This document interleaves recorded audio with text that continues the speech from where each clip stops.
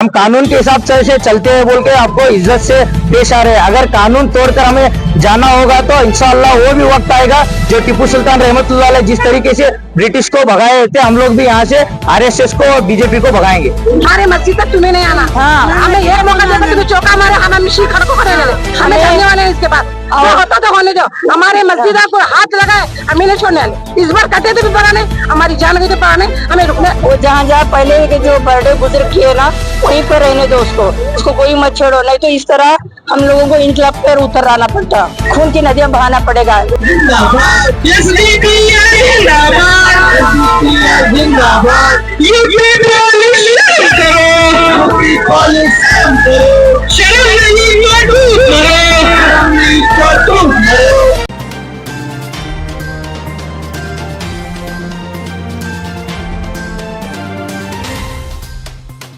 ಸಾವಿರದ 1991ರ ಪ್ರಾರ್ಥನಾ ಸ್ಥಳ ಸಂರಕ್ಷಣಾ ಕಾಯ್ದೆಯ ಸ್ಪಷ್ಟ ಉಲ್ಲಂಘನೆ ಬಿಜೆಪಿ ಪಕ್ಷದ ಹಿಡನ್ ಅಜೆಂಡಾವಾಗಿರುತ್ತದೆ.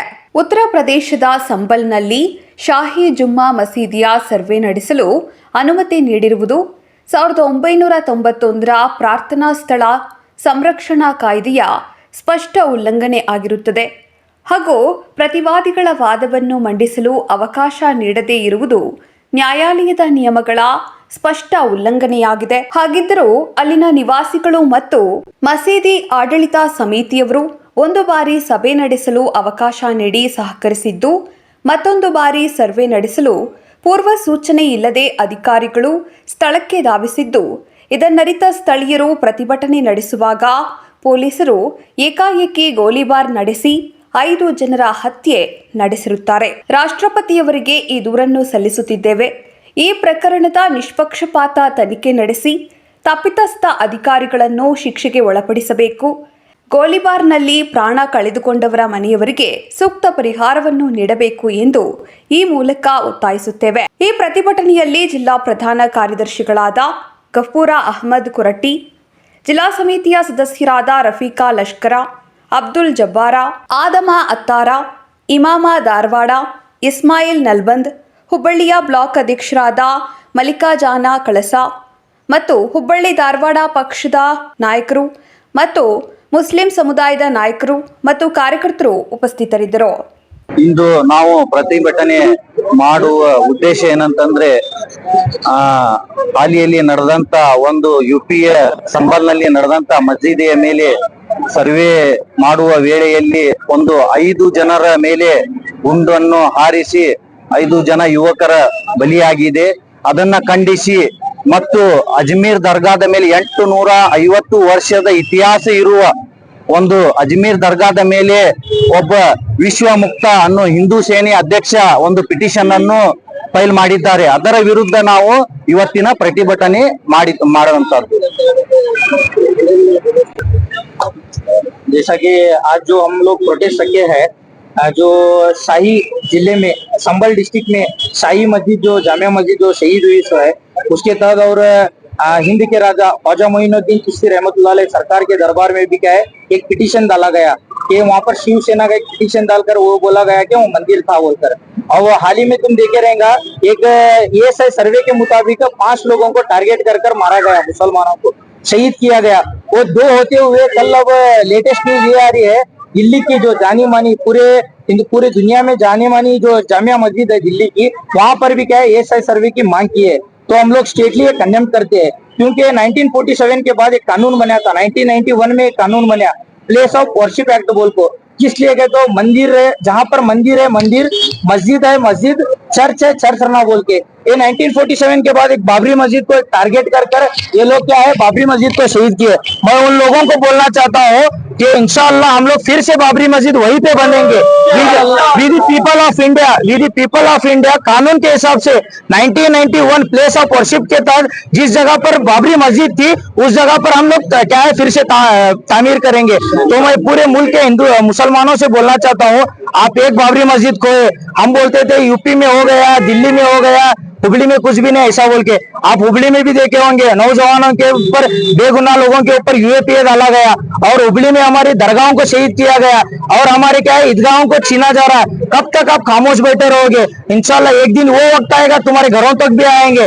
उससे पहले क्या है आप जागरूक रहो, क्योंकि हम लोग कानून के हिसाब से चलते हैं, कानून के बाहर कौन सा भी काम करते नहीं है। तो मैं तमाम लोगों से बोलना चाहता हूं कि आप तमाम लोग खुलकर आइए, और कानून के हिसाब से 1991 प्लेस ऑफ वर्शिप के तहत हम लोग क्या है हमारा हक हमें लेने की कोशिश करें। किस तरह मनाना?